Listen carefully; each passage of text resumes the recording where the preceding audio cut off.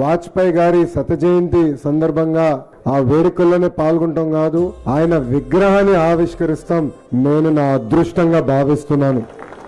అటల్ సందేశ్ మోడీ సుపరిపాలన యాత్ర ధర్మవరంలో ప్రారంభమైంది. ఈ నెల 25 తారీఖు నాడు అమరావతిలో ఆ యాత్ర పూర్తవుతుంది. ఇక్కడ మనందరం కూడా అటల్ జీ గారి గొప్పతనమే కాదు, ఆయన సమాజానికి చేసిన సేవ, నైతిక విలువల పైన మనందరం కూడా మాట్లాడుకోవాల్సిన అవసరం ఉంది. చాలా మంది నన్ను అనేక సార్లు అడిగారు, మీ ఇంట్లో విశ్వవిఖ్యాత నట సార్వభౌమ స్వర్గశ్రీ నందమూరి తారక రామారావు గారు ఒక పక్కన, ఇంకో పక్కన చంద్రబాబు నాయుడు గారు ఉన్నారు, వీళ్ళిద్దరు ఒకటవుతే ప్రపంచంలో మీరు ఎవరిని ఆదర్శంగా చూస్తారని అడిగారు. నేను అనేక సార్లు చెప్పాను, ఒక మత్స్యకార గ్రామాన్ని ఈరోజు డెవలప్ దేశంగా తయారు చేసిన సింగపూర్ ఆనాటి ప్రధాని లీ కువాన్ యూ గారు ఒక పక్కన అవుతే, మొత్తం భారతదేశాన్ని కలిసికట్టుగా ముందరికి తీసుకెళ్లిన అటల్ బిహారీ వాజ్పేయి గారిని నేను ఆదర్శంగా తీసుకుంటున్నానని